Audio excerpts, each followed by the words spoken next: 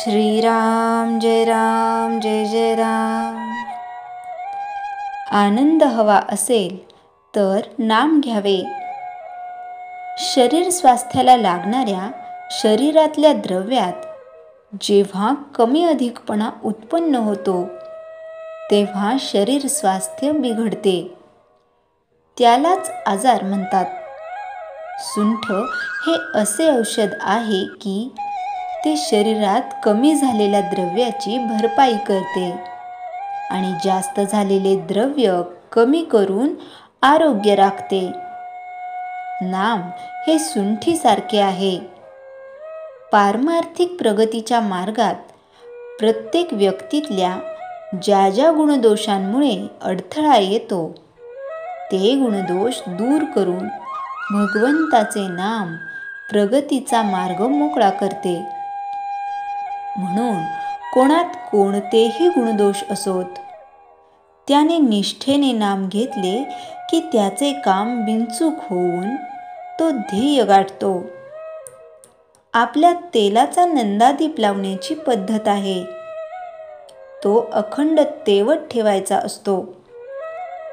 त्यात तेलाचा पुरवठा करावा लागतो. तसे ज्याला आनंदरूपी नंदादीप हवा असेल त्याने सतत नामरूपी तेलाचा पुरवठा करीत राहिले पाहिजे. थोडक्यात म्हणजे ज्याला आनंद हवा असेल त्याने सतत नाम घेतले पाहिजे. आनंदाचा उगमच नामात आहे. केव्हाही आणि कुठेही पाहिले तरी बर्फामध्ये गारपणा हा असायचाच. त्याचप्रमाणे परमात्म्याजवळ नेहमी आनंद हा असायचाच असे समजावे. आपण जगामध्ये वाढवितो तो व्याप आनंदासाठीच वाढवितो. पण भगवंताच्या व्यतिरिक्त असणारा आनंद हा कारणांवर अवलंबून असल्याने ती कारणे नाहीशी झाली की तो आनंद पण मावळतो. म्हणून हा आनंद अशाश्वत होय. खावे प्यावे आणि मजा करावी हे तत्वज्ञान मला थोडेसे पटते, पण त्यामध्ये मोठा दोष असा की ते देहबुद्धीवर आधारलेले असल्याने कायमचे म्हणजे टिकणारे नाही. कारण आजची चांगली परिस्थिती उद्या बिघडली की याची मजा गेली. उलट येईल त्या परिस्थितीमध्ये आपण आनंद निर्माण करावा. रोज अगदी 5 मिनिटे का होईना भगवंताशी अनन्य व्हायला शिका. अशा त्या 5 मिनिटांचा आनंद 100 वर्षे नुसते जगून मिळणार नाही.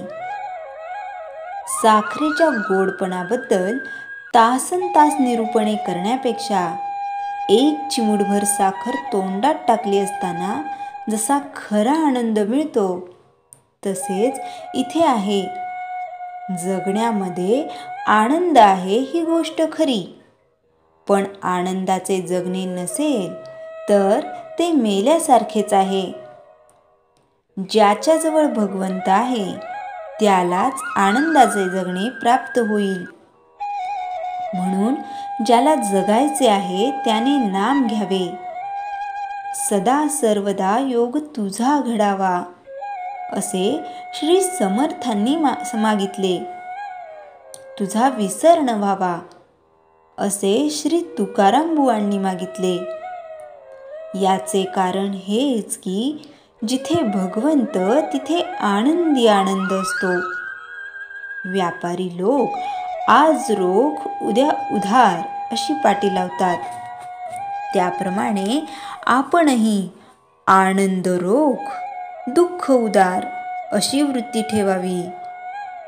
ज्याचा आनंद नामात टिकेल त्याला नित्य दिवाळीच आहे. श्रीराम जय जय राम.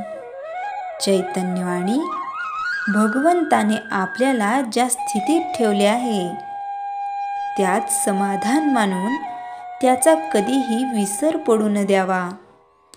श्रीराम जय जय राम. जयाच्या जनी जन्मनामार्थ झाला, जयाने सदा वासनामात केला, जयाच्या मुखी सर्वदा नाम कीर्ती. नमस्कार तया ब्रह्मचैतन्य मूर्ती. श्रीराम जय राम जय जय राम.